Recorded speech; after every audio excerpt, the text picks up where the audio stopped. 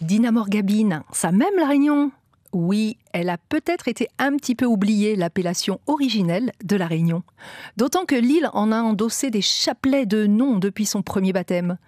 En tout cas, si la Coupe du Monde de foot ne se déroule pas zordi à La Réunion, c'est faute au Cap, au Récif et au courant qu'on connaît. Et au port de la Pointe des Galets qui n'était pas né. Parce que ce sont bien les navigateurs arabes qui ont donné son premier nom à La Réunion, Dina Morgabine, l'île du couchant, baptisée dès le XIIe siècle.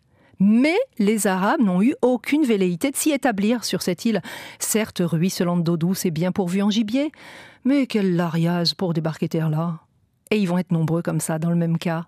Les Portugais, en route vers les fiestas de Goa, avec Pedro de Mascarenhas en grand ordonnateur, qui donne à cette île piquée de piton le nom de Santa Apollonia. C'était le jour de la Sainte Apolline, il n'a pas réfléchi plus loin. Un nom qu'on n'a pas gardé pour nos villes de La Réunion, pourtant largement pourvues en saints et en saintes. Bref. Adieu Apolline, quand les navigateurs hollandais, armés de cartes portugaises, décident d'appeler notre île Mascarenhas. Les Anglais passent, voient le caillou et l'appellent England's Forest. À l'époque où le pied de boîte est roi, bien vu. Ils ne s'y posent guère plus. Et franchement, leur nom tombe vite dans les tréfonds. C'est un Français, gouverneur sur l'île de Madagascar, qui finalement pose le drapeau et francise, ce qui apparaît encore sur les cartes. De Mascarenhas, l'île devient Mascarin.